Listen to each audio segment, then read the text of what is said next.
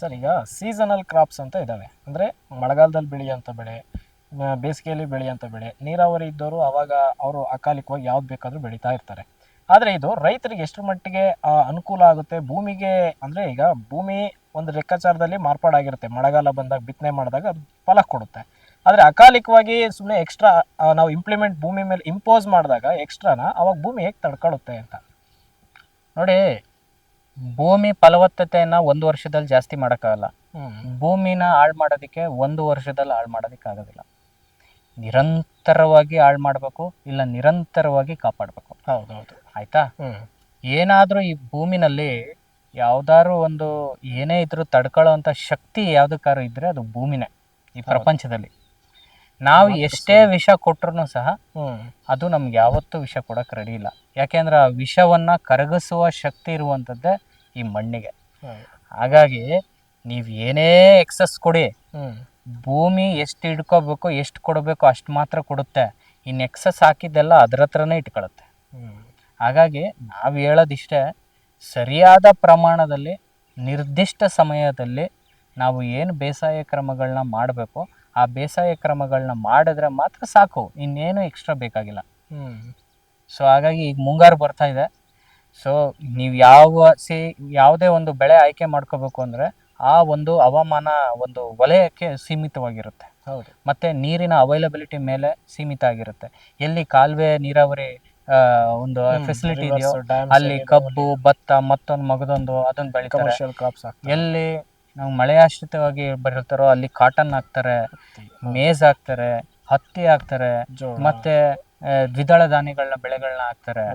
So ಹಾಗಾಗಿ ನಾವು ಯಾವುದೇ ಒಂದು ಬೆಳೆಯನ್ನ ನಾವು ಆಯ್ಕೆ ಮಾಡ್ಕೋಬೇಕಾದ್ರೆ ಅದು ಸಂಪೂರ್ಣವಾಗಿ ಹವಾಮಾನ ಮೇಲೆ ಅವಲಂಬಿತ ಆಗಿರುತ್ತೆ. ಸೊ ಫಸ್ಟ್ ನಮ್ಮ ಹವಾಮಾನ ಏನಿದೆ, ಸೊ ಎಷ್ಟು ಮಳೆ ಬರುತ್ತೆ, ನಮಗೆ ಎಷ್ಟು ದಿನ ಮಳೆ ಬರುತ್ತೆ, ಸೊ ಇಷ್ಟು ದಿನ ಮಳೆನಲ್ಲಿ ಎಷ್ಟು ನಾವು ಯಾವ ಬೆಳೆಯನ್ನ ಬೆಳಿಬೋದು ಅಂತ ಅರ್ಥ ಮಾಡ್ಕೊಂಡು ಸೂಕ್ತವಾದಂಥ ಬೆಳೆಯನ್ನ ಆಯ್ಕೆ ಮಾಡ್ಕೊಂಡ್ರೆ ಖಂಡಿತವಾಗಿ ಅದು ಒಳ್ಳೆಯ ಲಾಭದಾಯಕ ಕೃಷಿಯಾಗಿರುತ್ತೆ. ಸರ್, ಈಗ ಕೋವಿಡ್ ಟೈಮಲ್ಲಿ ಈ ಬೆಂಗಳೂರಲ್ಲಿದ್ದವರೆಲ್ಲರೂ ಹಳ್ಳಿಗಳ ಕಡೆ ವಲಸೆ ಹೋಗ್ಬಿಟ್ಟು ಅಲ್ಲಿ ತಮ್ಮದೇ ಆದ ಜಮೀನಿನಲ್ಲಿ ಸಿಕ್ಕಾಪಟ್ಟೆ ಫಾರ್ಮಿಂಗು ಜೊತೆಗೆ ಏನೋ ಕುರಿ ಸಾಕಾಣಿಕೆ, ಮೇಕೆ ಸಾಕಾಣಿಕೆ ಇವೆಲ್ಲ ಮಾಡೋದಕ್ಕೆ ಸ್ಟಾರ್ಟ್ ಮಾಡಿದ್ರು. ನೆಕ್ಸ್ಟ್ ಅಪ್ಕಮಿಂಗ್ ಅಂದರೆ ಈಗ ಬರ್ತಾ ಇರೋ ಫ್ಯೂಚರ್ಗೆ ಯುವಕರಿಗೆ ಕೃಷಿ ಕಡೆ ಗಮನ ಹರಿಸೋದಕ್ಕೆ ಮತ್ತಿನ್ನೊಂದು ಕೊರೋನಾನೇ ಬರಬೇಕಾ ಅಥವಾ ಇನ್ನೊಂದೇನಾದರೂ ಲಾಕ್ಡೌನೇ ಆಗಬೇಕಾ? ಯಾವ ಥರ ವಿಶ್ಲೇಷಣೆ ಮಾಡ್ತೀರಾ ಇದ್ರ ಬಗ್ಗೆ?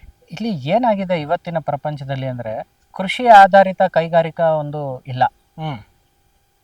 ಕೈಗಾರಿಕೆ ಈಗ ಇವತ್ತು ಕೃಷಿನಲ್ಲಿ ಏನು ಸಮಸ್ಯೆ ಆಗಿದೆ ಅಂದರೆ ನಮ್ಮ ಹೆಚ್ಚಿನ ಯುವಕರು ಕೆಲಸವನ್ನು ಆರಿಸಿ ಕೈಗಾರಿಕಾ ಪ್ರದೇಶಗಳಿಗೆ ಬರ್ತಾ ಇದ್ದಾರೆ, ದೊಡ್ಡ ದೊಡ್ಡ ನಗರಗಳಿಗೆ ಬರ್ತಾ ಇದ್ದಾರೆ. ಯಾಕೆ ಅಂದರೆ ಅಲ್ಲಿ ಕೈಗಾರಿಕೆಗಳ ಉದ್ಯಮ ಜಾಸ್ತಿ ಇದೆ, ಸ್ಯಾಲರಿ ಕೊಡ್ತಾರೆ, ಎಲ್ಲ ಕೊಡ್ತಾರೆ. ಸರ್ಕಾರದವರು ನೀವು ಯೋಚನೆ ಮಾಡಬೇಕಾಗಿರುವಂಥದ್ದು ಕೈಗಾರಿಕೋದ್ಯಮ, ಕೃಷಿ ಅವಲಂಬಿತ ಕೈಗಾರಿಕೋದ್ಯಮವನ್ನ ನಾವು ಸ್ಥಾಪನೆ ಮಾಡಿದ್ರೆ ಇನ್ನೊಂದು ಅಗ್ರಿಕಲ್ಚರ್ ರೆವಲ್ಯೂಷನ್ ಆಗಬೇಕು ಅಂತೀರಿ? Yes, agri based industrialisation revolution should be happen. We have to call for that. ಈಗ ನಾವು ಕೃಷಿ ಪ್ರಧಾನ ದೇಶ ಆಗಿದ್ದು ಕೃಷಿಯೇತರ ಕೈಗಾರಿಕೆವನ್ನ ನಾವು ಸ್ಥಾಪನೆ ಮಾಡ್ಕೊಂಡು ಹೋದಾಗ ಸಫರ್ ಆಗುವಂಥದ್ದು ನಮ್ಮ ಕೃಷಿ. ಹೌದು. ಹಾಗಾಗಿ ಎಲ್ಲಿ ಕೃಷಿ ಇದೆ ಆ ವಲಯಗಳಲ್ಲಿ ಕೃಷಿಯ ಸಂಬಂಧಪಟ್ಟಂತ ಕೈಗಾರಿಕೋದ್ಯಮಗಳು ಜಾಸ್ತಿ ಬಂದ್ರೆ ನಾವು ಏನು ವಲಸೆಯನ್ನ ನೋಡ್ತಾ ಇದ್ದೀವಿ ಅದೆಲ್ಲ ಕಡಿಮೆ ಆಗುತ್ತೆ. ಯುವಕರಿಗೆ ಒಳ್ಳೊಳ್ಳೆ ತಂತ್ರಜ್ಞಾನಗಳು ಕೃಷಿನಲ್ಲಿ ಸಿಗುತ್ತೆ. ಸೊ ಕೃಷಿಯನ್ನ ನಾವು ಕಾಪಾಡ್ಕೋಬಹುದು, ಅಭಿವೃದ್ಧಿ ಪಡಿಸ್ಬೋದು. ಇದೇ ನಮಗೆ ಆಗ್ತಾ ಇರುವಂತ ದೊಡ್ಡ ಸಮಸ್ಯೆ.